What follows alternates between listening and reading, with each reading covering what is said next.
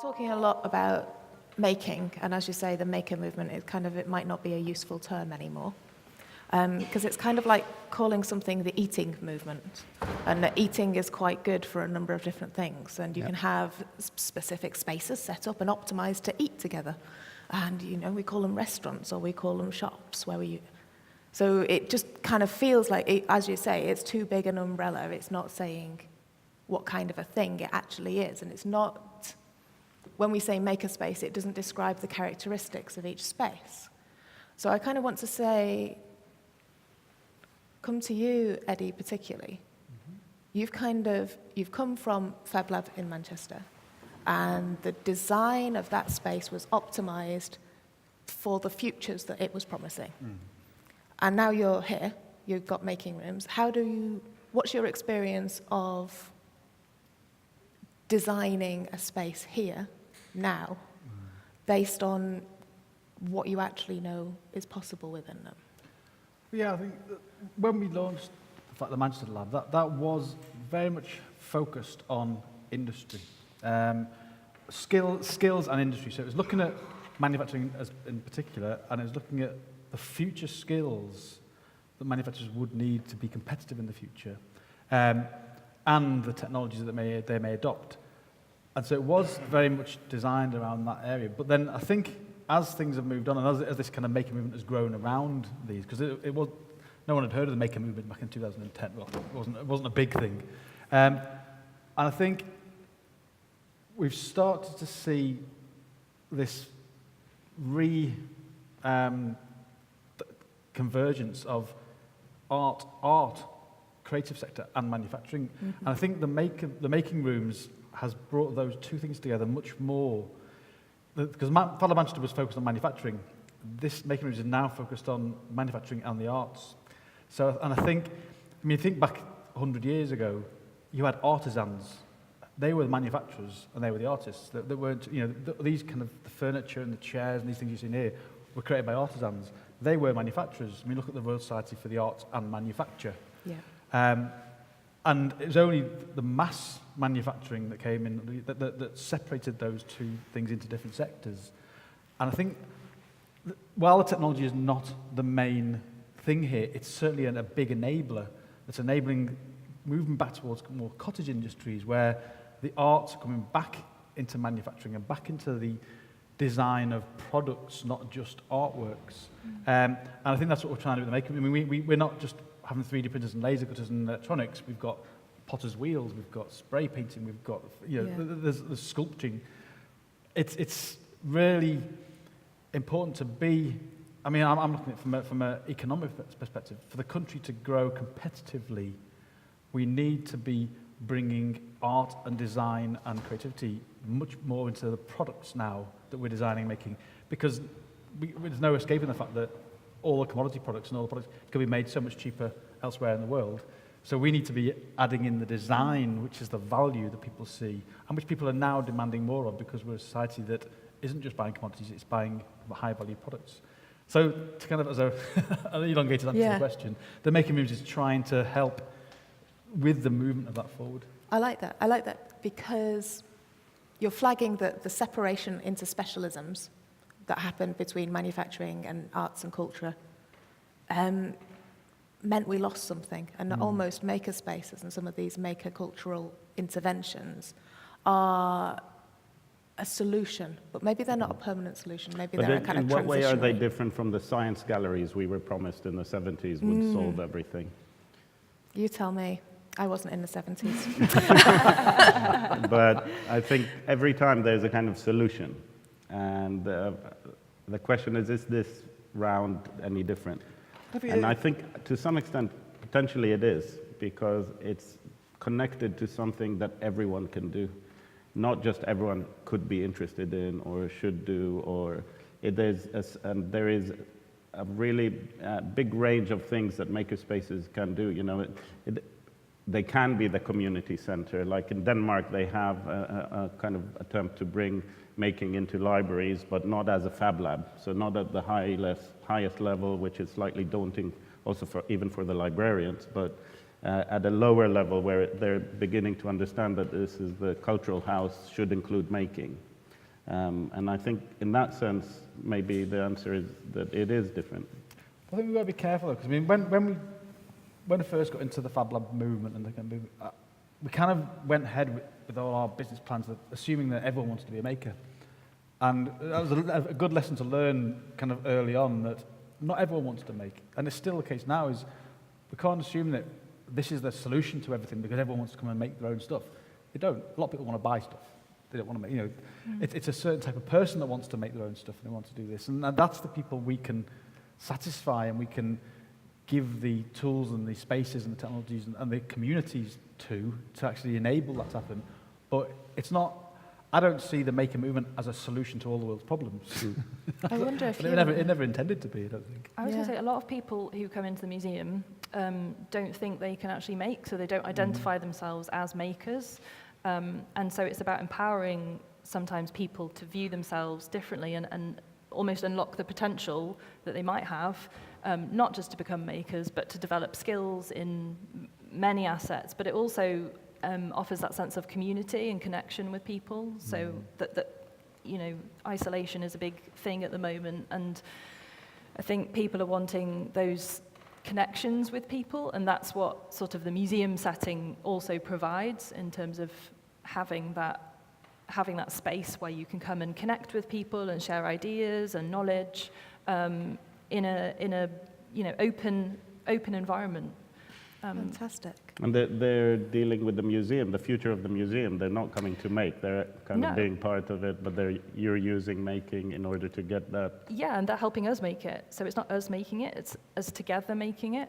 And I was also going to mention that it's about identity too. So with all the collections that museums have, there's a gap between what young people understand in terms of how objects were made, where they came from, who made them, and we talk about kind of the heritage of the city. A lot of people don't know, that Rolls-Royce made the first engine that crossed the transatlantic flight.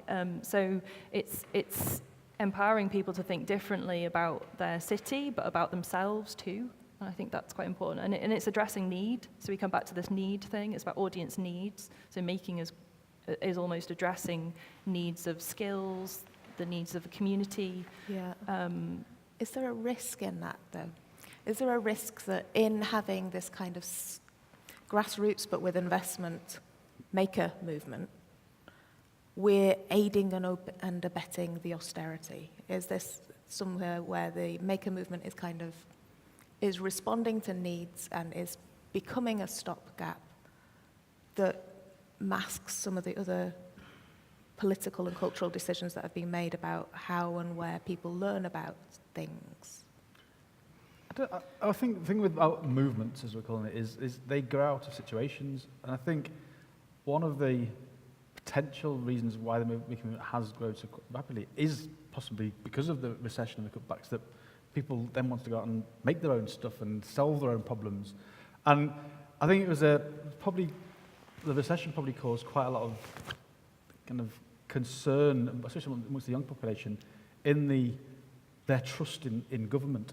And I think, a lot of people felt let down because they thought the government would look after them and fail them. And so they did then turn to, well, I want to be self-sufficient now, and I want to be able to express myself and make myself. And I think that helped the growth of the maker movement, rather than the maker movement being created to fill that gap. Because of that gap, I think. I think there's another way to look at it, in the sense that it does bring people together, and maybe they're not making amazing things, and maybe they're buying less a bit or not. I don't know if I haven't seen any proof for that, but what it does do is get them in touch with each other, and making those connections means that they can try and share resources like cars, parking, bicycles, washing machines, spare rooms. A community can start. Now, that's part of the values of the maker movement or maker culture. Beyond the actual hands-on making, there are other things which have to do with being part of something. And I think in that sense, what this is about is a type of engagement. It's a kind of mindset and engagement. And the mindset of makers is something that I see much more valuable than the movement. And this mindset of, okay, it's not working, what do I do? I'll live with it, or I'll go and buy a solution, is not good enough. We can't afford to do that, especially if there is austerity. We need to be even more creative and to respond to it. And someone was talking about the opportunities. I think you were mentioning the opportunities that the conditions of having to do things more locally offer. And then we need those values of creative problem solving, of knowing materials, of knowing how to engage with manufacturers locally and internationally and use. And then how do we develop this ability? And that's where I think makerspaces and museums come into play, because they are dealing with engagement. I mean, I also think it's interesting. We've had, you talk about being open, and we've had young people come in who don't get a chance to work with materials. So we're putting projects on for them. We ask them, do you want to create a project? And they're like, no, I just want to play with materials. Like, they're really intrigued as to what they can create out of these materials. So it's giving people opportunity, I think, you can see that from the amount of YouTubes of people just squishing things. And like materials are coming into their own a bit again. And that's definitely something we've seen with the Like the project cooking. in the Royal College of Art we do on redistributed manufacturing, the roles of makerspaces, is one of the evidenceable roles that makerspaces are playing, and one of the evidenceable impacts, because that's a risk in this space, is as sites of material knowledge, as sites not just of knowledge about materials more generally, but also about materials and regions. So what things can you get here? What's the effect of making that thing here? Can you recycle something? Is the infrastructure there to kind of unmake things as well as to make things? And one of the other things we're seeing as a kind of evidenceable impact of the maker movement at this point is them as sites of knowledge around manufacturing. So not as sites of manufacture in and of themselves, because you can make key rings, Yoda heads, and some CNCing. You know, they don't have the infrastructure to be the mini factories. But they are sites of mini factory knowledge. So they can do the connection into local supply chains. They can do the who do you need to talk to get this manufactured in Shenzhen. Is that something you've seen? I think it's important because, I mean, from the experience of the Manufacturing Institute, before we even launched Fab Labs, we used to do a lot of work on policy, and it was quite shocking how many young people didn't even know what manufacturing meant.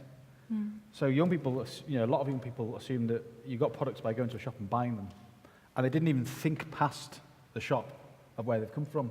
So I think one of the kind of benefits of this is it has, you know, raised the awareness amongst the whole population of things are manufactured and there is a process to be made, but also the importance of that. You know, the economies aren't based on banks selling and buying money and debt. They're based on people making stuff, and the more you make, the stronger your economy. Yeah. I think there's something from the world of craft and design. It's always about not just what you know, but where you know to get stuff. And part of the knowledge of a maker is who is good at what and where can you get sourcing. And that got digital for a while. And there's some very good sourcing online, but also we need to connect that now to the local. And I think that's maybe one of the things that needs to happen, is that these places are like, it's still down to a person who is fast, can gear up to the question and respond to, you know, you always look for someone who's good at spinning or wiring or, you know, and this is how things happen in Shenzhen as well. You know, there are these people running around between little places getting things done. It's not different. Or in Italy, in the valleys, you know, where they made all the Alessi parts, it's still someone running around between different people. And this, right now, I think makerspaces can recreate those little valleys in cities of maybe not everything is done there, but they can become the places where people... But that takes such an element of humility and maturity that I think is what is missing from the hype.